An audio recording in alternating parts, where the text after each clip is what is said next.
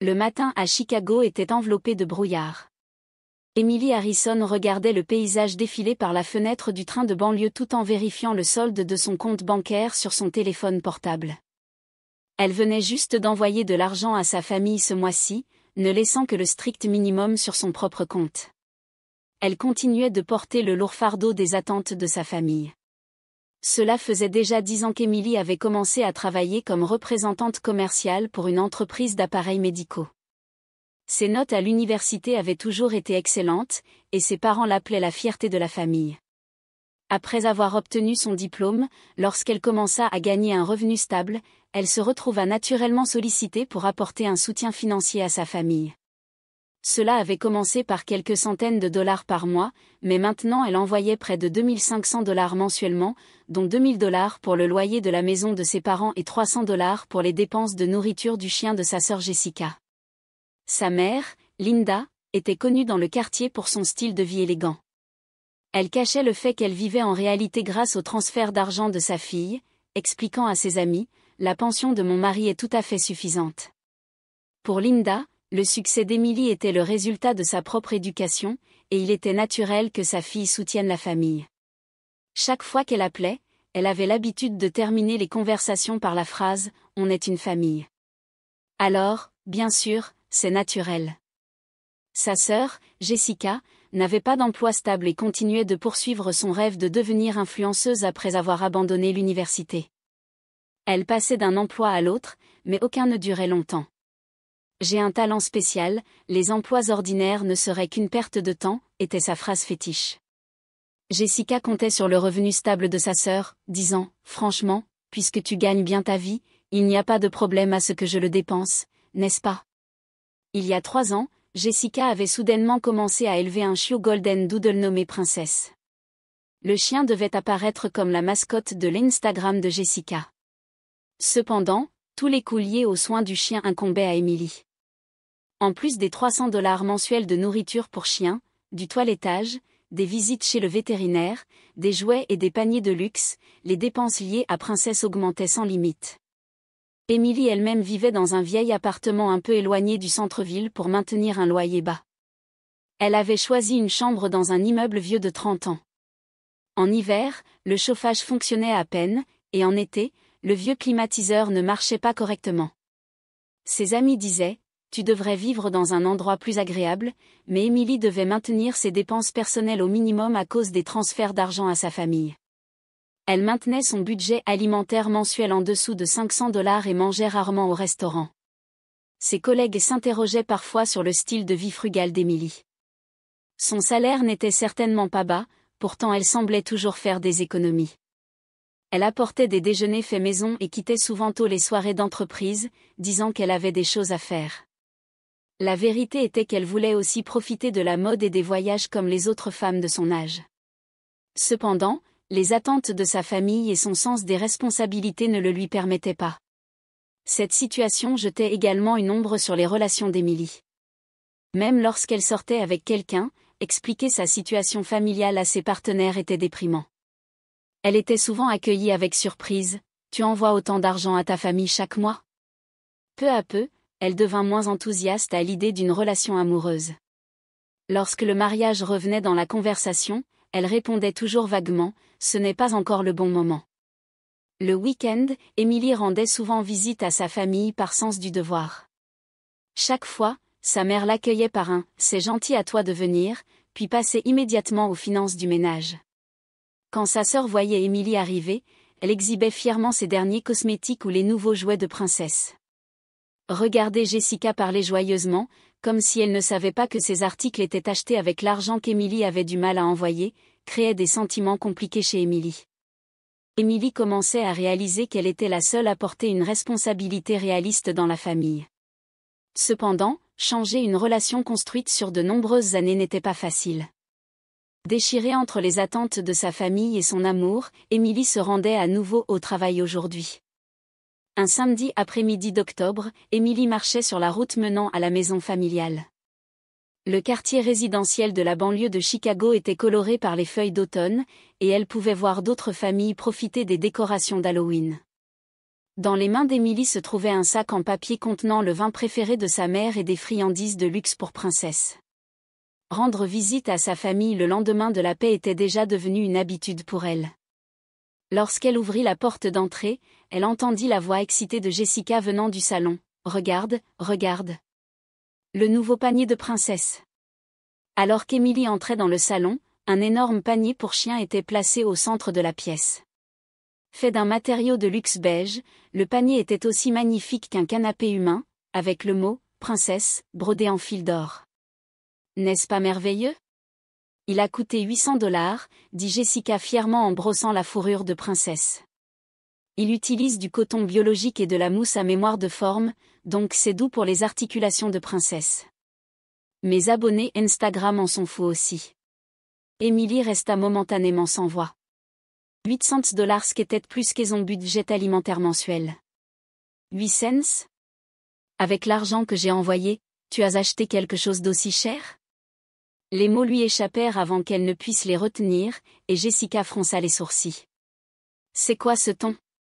Princesse est un membre de la famille. Qu'y a-t-il de mal à dépenser de l'argent pour la famille? Mère Linda jeta un coup d'œil depuis la cuisine. C'est vrai, Emily. Princesse est notre précieuse famille. Tu l'aimes aussi, n'est-ce pas? La voix de Linda avait son ton habituel, comme si de rien n'était. D'ailleurs, le nombre d'abonnés Instagram de Jessica augmente. C'est comme un investissement. Emily soupira profondément. Tu parles d'investissement, mais tu ne gagnes pas réellement d'argent avec ces abonnés, n'est-ce pas? Pas encore, mais je suis sur le point de conclure une collaboration avec une marque, rétorqua Jessica. Devenir influenceuse, ça ne se fait pas du jour au lendemain. Ça prend du temps. Emily sortit le vin du sac en papier en murmurant doucement, je vis avec un budget alimentaire mensuel de 500 $.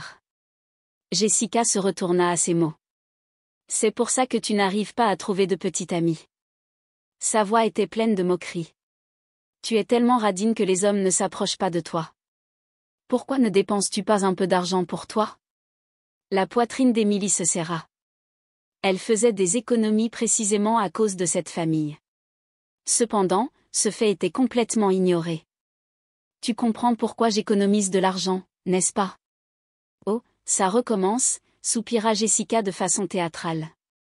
Tu parles toujours comme si tu faisais des sacrifices, mais c'est un fait que tu gagnes bien ta vie, non? Il est naturel que la personne qui gagne de l'argent soutienne la famille. Linda posa sa main sur l'épaule d'Emily. Jessica a raison. Puisque tu as réussi, il est naturel de soutenir ta famille. D'ailleurs, si tu es célibataire, c'est parce que tu te concentres sur ton travail, n'est-ce pas? Une personne merveilleuse apparaîtra un jour. Emily ne dit rien et se dirigea vers la cuisine. Comme d'habitude, elle finirait par aider à préparer le dîner. Mère avait déjà préparé les ingrédients, mais la cuisine proprement dite était laissée à sa fille. Emily cuisine mieux, était l'excuse de sa mère. Debout devant la cuisinière, Emily réfléchissait à sa vie. À l'université, elle avait été pleine de rêves pour l'avenir. Elle avait des motivations pures, voulant contribuer aux avancées de la technologie médicale, aider les personnes dans le besoin. Mais maintenant, elle passait la plupart de ses journées à travailler pour subvenir aux besoins financiers de sa famille. Ses propres rêves et espoirs avaient été hirjandouis mis de côté. Emily, tu te souviens comment faire la soupe à l'oignon? Linda entra dans la cuisine. Ta soupe à l'oignon est vraiment délicieuse. Jessica l'adore aussi. Je me souviens, Emily commença à hacher les oignons. Des larmes lui montèrent aux yeux, mais elle ne pouvait dire si c'était à cause des oignons ou de ses émotions. Du salon provenait le son de Jessica jouant avec Princesse. Princesse, comment trouves-tu ton nouveau panier? Tu l'aimes? La prochaine fois, je t'achèterai une couverture assortie. Emily serra plus fort le couteau. L'argent qui serait dépensé pour la couverture de Princesse était aussi celui qu'elle avait gagné. Cependant, si elle soulignait ce fait, elle obtiendrait simplement la réponse « On est une famille, alors bien sûr ». De nouveau, en préparant le dîner, Emily se souvint de sa collègue Sarah. Sarah avait le même âge et s'était récemment fiancée. Elle utilisait librement son revenu, aimait voyager avec son petit ami et consacrait du temps à ses passe-temps. Quand Sarah disait « La famille devrait se soutenir mutuellement », Émilie ne pouvait que sourire amèrement. Plutôt que de se soutenir mutuellement, la réalité était qu'elle les soutenait unilatéralement. Émilie, nous avons aussi changé la nourriture pour chien de princesse, Jessica passa la tête dans la cuisine. C'est bio, sans céréales, de la nourriture premium. Ça coûte 150 par sac, mais qu'est-ce pour la santé de princesse? 150? C'est plus du double de la nourriture pour chien précédente. Émilie se retourna. Mais princesse ne mangeait pas beaucoup de la nourriture précédente. Elle est difficile en matière de nourriture, dit Jessica en caressant la tête de princesse. Comme c'est un chien de luxe, elle a des goûts raffinés. Émilie calcula mentalement, avec la nouvelle nourriture pour chien, le coût mensuel serait de près de 500 $. Le même montant que son budget alimentaire serait dépensé pour les repas du chien. Cependant, si elle s'y opposait, elle serait traitée comme une personne froide qui ne se soucie pas de la famille. Je comprends, soupira doucement Émilie. J'ajusterai le montant du virement à partir du mois prochain. Merci, dit joyeusement Jessica. Princesse sera ravie aussi. Cependant, Princesse bâillait simplement, endormie sur son nouveau panier. Pour un chien, que le panier coûte 800 $ ou 80 $ ne faisait probablement pas une grande différence. Seul le confort importait, le prix et la marque n'étaient que satisfaction humaine. Pendant le temps qu'il fallut pour que le dîner soit prêt, Émilie continua de réfléchir seule. Quand ce genre de relation avait-il commencé? Quand avait-elle commencé à être traitée comme un distributeur automatique familial? Et la question la plus importante était de savoir combien de temps cette situation durerait.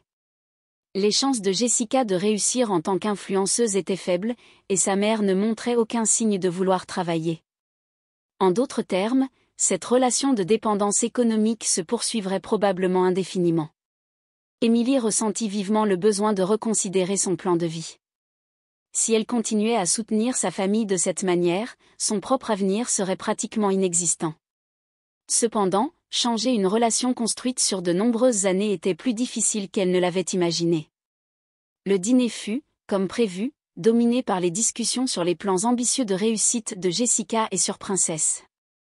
Linda loua ses filles, disant « La soupe à l'oignon d'Émilie est vraiment la meilleure », mais passa immédiatement à « Les abonnés Instagram de Jessica ont dépassé les 10 000 ».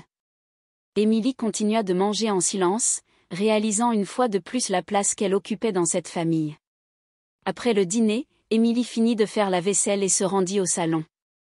Jessica était déjà allongée sur le canapé, modifiant des publications Instagram sur son smartphone. Princesse dormait confortablement sur son nouveau panier de luxe. Linda tricotait en regardant les informations à la télévision. C'était comme une scène de famille paisible et parfaite, mais Émilie se sentait comme si elle seule était exclue de cette harmonie. Oh, c'est vrai, Jessica leva soudainement les yeux. La semaine prochaine, je fais photographier Princesse par un photographe professionnel. Des photos de portrait. Je suis sûre qu'on aura des photos magnifiques. Un photographe professionnel? Émilie fronça les sourcils. Combien ça va coûter? Ce n'est pas si cher, juste 500 $ pour 3 heures, répondit Jessica légèrement. Mais c'est un investissement nécessaire pour les débuts de Princesse en tant que mannequin.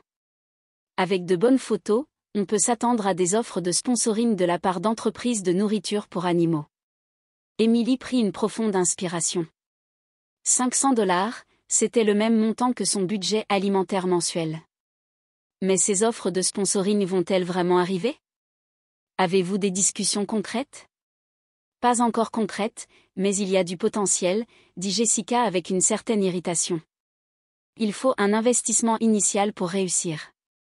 Tu ne comprends même pas ça? Linda arrêta de tricoter et intervint. Émilie, Jessica travaille dur pour réaliser son rêve. Tu devrais la soutenir. Travailler dur pour réaliser son rêve. Ces mots poignardèrent Émilie au cœur. Elle se souvint qu'elle aussi avait des rêves. Elle avait des sentiments purs, voulant contribuer à la technologie médicale, aider les gens dans le besoin. Cependant, son moi actuel était pris dans le soutien économique de sa famille et n'avait pas de place pour poursuivre ses propres rêves. Je comprends, soupira doucement Émilie.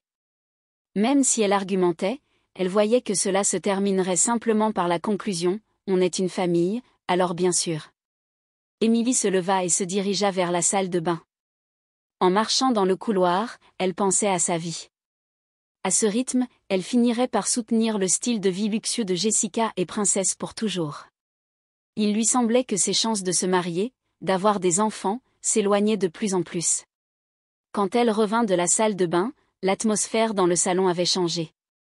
Princess s'était levée comme si elle était alerte à quelque chose et émettait de faibles grognements. Jessica regardait toujours son smartphone, ne remarquant pas le comportement du chien. « Princess, qu'est-ce qui ne va pas ?» appela doucement Émilie au chien. Cependant, les grognements de Princess devinrent progressivement plus forts. « Oh, Princess ?» Jessica leva enfin les yeux. Elle doit avoir faim. Donnons-lui de la nouvelle nourriture pour chien. Au moment où Jessica était sur le point de se lever, Princess se mit soudainement à aboyer violemment. Le son était plus agressif que tout ce qu'ils avaient jamais entendu, résonnant dans tout le salon. Linda laissa tomber son tricot de surprise, et Jessica se figea. « Princess, silence !» gronda Jessica, mais le chien ne pouvait échapper à son état d'excitation. Les yeux de Princess étaient injectés de sang, montrant ses crocs de manière menaçante. Émilie essaya de se lever lentement. Elle avait l'intention de bouger doucement pour ne pas stimuler le chien. Cependant, au moment où Émilie souleva ses hanches, Princess bondit vers elle. Dans ce qui sembla être un instant où le temps s'arrêta, Émilie ressentit une douleur aiguë à la cuisse. Les crocs de Princess mordirent profondément, et le sang jaillit. « Ah !» Le cri d'Émilie résonna dans le salon. Même après avoir mordu une fois, Princess ne lâchait pas, secouant la tête pour approfondir la blessure. Émilie essaya désespérément de secouer le chien, mais la force de Princess était plus grande qu'elle ne l'avait imaginé. « Princess, arrête !» hurla Jessica en se précipitant. Cependant, la première personne vers qui elle alla ne fut pas Émilie mais le chien. « Princess, ça va ? Tu as eu peur ?» Jessica serra Princess dans ses bras et commença à réconforter le chien.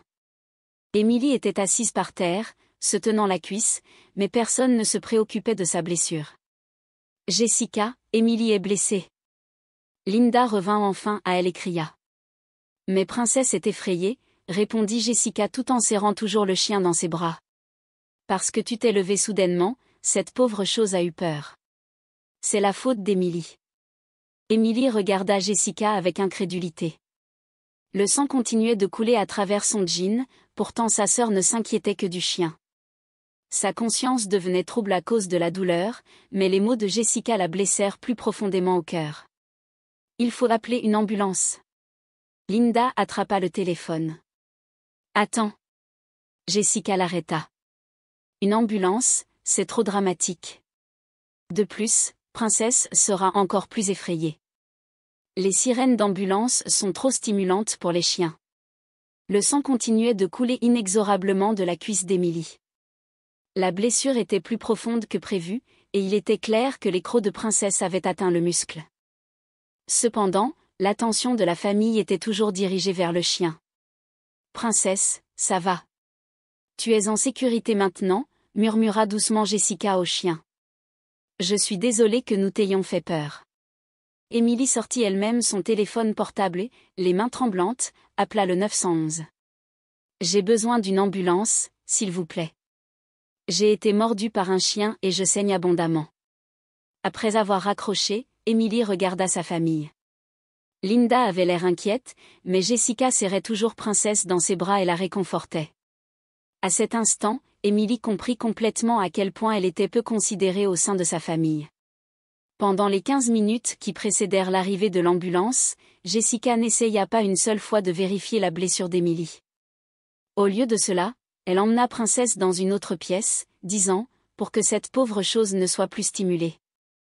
Linda apporta une serviette pour arrêter le saignement, mais même alors, elle murmura, « Princess est habituellement un chien si doux. Je me demande ce qui s'est passé. » Lorsque les ambulanciers arrivèrent, la conscience d'Émilie était déjà trouble. Elle entendit des voix de loin dire, « Morsure de gros chien, lacération profonde, saignement abondant. » Alors qu'elle était transportée sur une civière, Émilie fixait le plafond. Tandis que les voix de sa famille s'estompaient, elle prenait une résolution ferme, elle ne retournerait plus jamais dans cette maison. Elle n'avait aucune intention de gaspiller davantage sa vie pour des gens qui ne la valorisaient pas. Après une opération nécessitant 18 points de suture à l'hôpital, Emily devait être hospitalisée pendant 3 jours. La blessure à la cuisse était plus profonde que prévu, atteignant le muscle, il y avait donc aussi un risque d'infection. Allongée dans son lit d'hôpital, fixant le plafond, pour la première fois de sa vie, elle envisagea sérieusement une indépendance totale vis-à-vis de sa famille. Pendant son hospitalisation, il n'y eut jamais une seule visite de sa famille. Un seul message vint de Linda, « Est-ce que ça va ? Le service de contrôle des animaux nous a contactés à propos de Princesse. Que devrions-nous faire ? » Même ce message ne contenait aucun mot d'inquiétude pour la blessure d'Emily, seulement de l'inquiétude pour le sort du chien. Il n'y eut aucun contact de la part de Jessica. Après sa sortie, Emily retourna à son appartement avec des béquilles. Le médecin dit qu'il faudrait 6 semaines pour une guérison complète, mais heureusement, elle pouvait travailler à domicile, donc l'impact sur son travail était minime. Cependant, l'impact psychologique était incommensurable. Quand elle se réveillait au milieu de la nuit, le moment où les crocs de Princesse s'enfonçaient dans sa cuisse revenait comme un flashback. Un mois après sa sortie, un jour de novembre, le téléphone portable d'Emily sonna. L'appelant était sa mère, Linda. Emily fixa l'écran, respirant profondément. De toute sa vie, elle n'avait jamais ignoré un appel de sa mère, mais aujourd'hui était différent. Le téléphone coupa une fois mais se remit immédiatement à sonner. Au 3e appel, Emily appuya sur le bouton de réponse. « Et, tu n'as pas encore payé le loyer et les dépenses de nourriture pour chien, n'est-ce pas ?» La voix de Linda avait son ton habituel, comme si de rien n'était. Pas de salutation, pas de mots d'inquiétude pour la blessure d'Emily. Le propriétaire a envoyé un rappel, et Jessica dit que la nourriture pour chien de Princesse est presque épuisée. Emily serra plus fort le combiné. Pendant un mois, personne n'avait pris de ses nouvelles. Cependant, quand il s'agissait d'argent, il la contactait immédiatement. Cette réalité était si claire qu'Emily faillit rire. « Emily, tu m'entends ?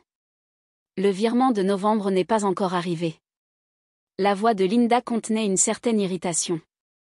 Emily inspira lentement, puis elle prononça les mots qu'elle avait préparés. « Je suis désolée, qui est à l'appareil ?» Le silence se prolongea à l'autre bout du fil. Après quelques secondes, on entendit la voix surprise de Linda. « Qu'est-ce que tu racontes, Emily ?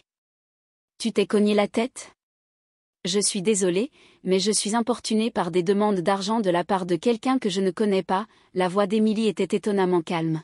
« Veuillez me contacter par l'intermédiaire d'un avocat à partir de maintenant. » Emily, quelle bêtise ! La voix de Linda monta. « Nous sommes une famille. Tu ne me connais pas ?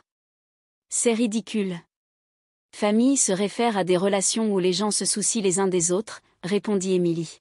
« Une relation qui ne fait que des demandes d'argent unilatérales ne peut pas être appelée famille. » À l'autre bout du fil, on entendit la voix de Jessica. « Quoi ? Qu'est-ce qu'elle a dit ?» S'ensuivit le bruit d'une dispute pour le téléphone. « Grande sœur ? » La voix de Jessica parvint par le combiné. « Qu'est-ce que tu crois faire ? Princesse n'a plus de nourriture pour chien. Tu n'as pas pitié de cette pauvre chose ?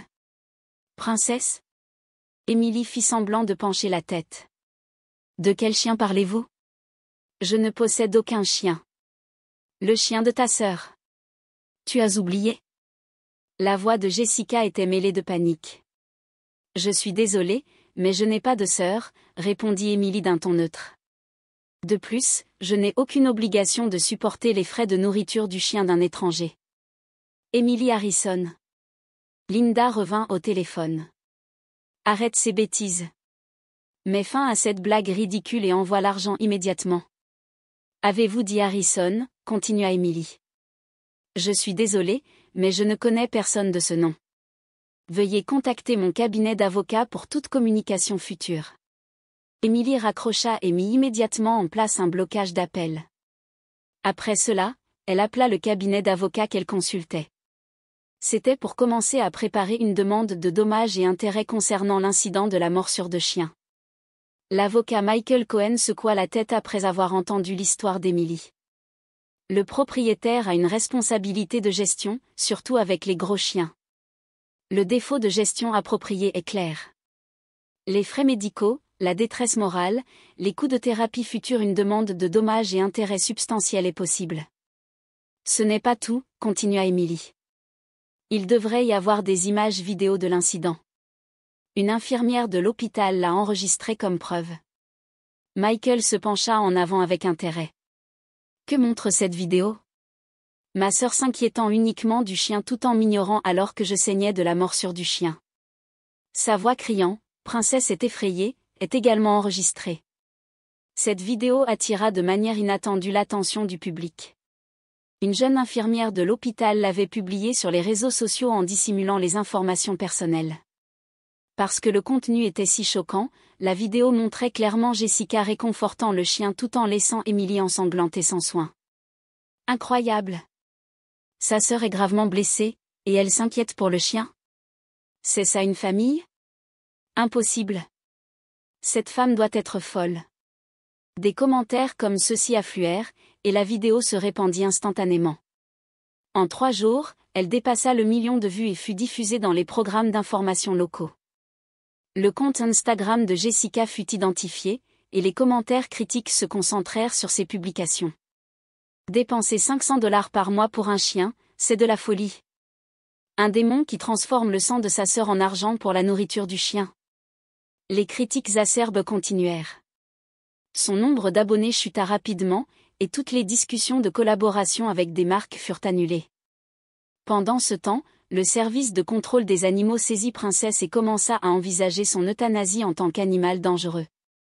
Jessica insista en larmes que Princesse n'avait rien fait de mal, mais le jugement d'expert la classa comme un individu dangereux montrant une agressivité imprévisible.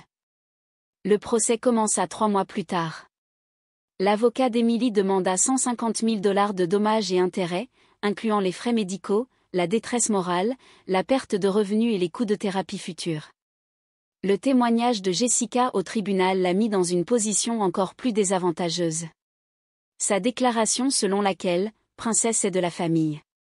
Elle est plus importante que ma sœur » choqua la salle d'audience. Même le juge fronça les sourcils, et les membres du jury montrèrent clairement leur dégoût. L'accusé n'a montré d'inquiétude que pour le chien, bien que sa propre sœur ait subi une blessure grave, déclara l'avocat d'Emily en diffusant la vidéo de preuve. Ce n'était pas simplement un accident, mais le résultat d'un abandon complet de responsabilité en tant que propriétaire. Le verdict fut une victoire complète pour Emily. Le juge ordonna le paiement de $150 000 de dommages et intérêts, déclarant « Les actions de l'accusé sont incompréhensibles en tant qu'être humain, et elle n'a pas rempli ses responsabilités en tant que propriétaire. » De plus, l'euthanasie de Princesse fut décidée. Pour payer l'indemnisation, Linda et Jessica durent vendre leur maison. La maison où 3 générations avaient vécu dut être abandonnée pour rembourser les dettes. Les 2 déménagèrent dans un petit appartement et firent face à la réalité pour la première fois. Après le verdict, Emily reçut un appel téléphonique de sa mère. Cette fois, d'un numéro différent, et la voix tremblait. « Emily, s'il te plaît, aide-nous. » La voix de Linda contenait un désespoir qu'elle n'avait jamais entendu auparavant. « Nous ne savons plus quoi faire. » Emily tint le combiné et garda un long silence. Puis elle dit, « Enfin. Où avez-vous obtenu ce numéro ?» Après avoir raccroché, Emily changea pour un nouveau numéro. C'était une rupture complète avec le passé. 5 années passèrent. La vie d'Emily avait radicalement changé. Utilisant l'argent de l'indemnisation du procès et les fonds qu'elle avait économisés pendant des années, elle créa l'entreprise d'appareils médicaux dont elle avait toujours rêvé. L'entreprise qu'elle nomma Healthcare Innovation se spécialisa dans le développement d'appareils médicaux conviviaux pour les patients et devint une présence notable dans l'industrie. Le bureau d'Emily se trouvait au 15e étage d'un immeuble moderne du centre-ville de Chicago. De grandes fenêtres donnaient sur le lac, et elle avait atteint un succès bien au-delà de ce dont elle avait rêvé enfant. 20 ingénieurs et chercheurs talentueux travaillaient dans l'entreprise, et les ventes de l'année dernière dépassèrent les 5 millions de dollars. Plus important encore, Emily avait trouvé une vraie famille. David, qu'elle avait épousé 3 ans plus tôt, était un homme gentil qui travaillait également dans le secteur médical et comprenait et soutenait tout le passé d'Emily. « J'ai été attiré par ta force et ta gentillesse », disait-il. Soutenir sa famille et se sacrifier sont deux choses différentes. Tu l'as appris. Les deux achetèrent une maison en banlieue et vivaient avec Charlie, un labrador doux qu'ils savaient adopter d'un refuge. Charlie était amical et n'avait pas une once d'agressivité.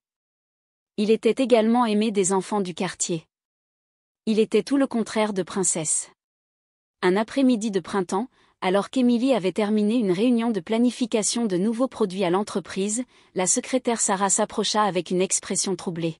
« Madame Emily, il y a un appel personnel. » C'est de quelqu'un nommé Linda Harrison.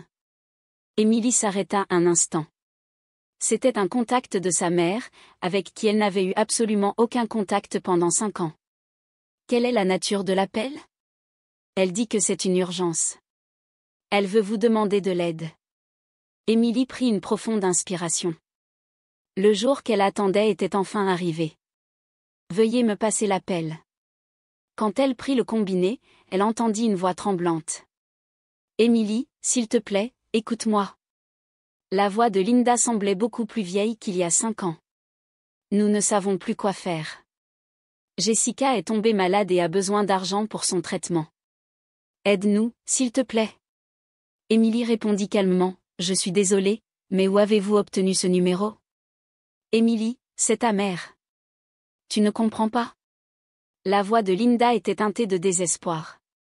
S'il te plaît, oublie la rancune. Jessica est vraiment en danger.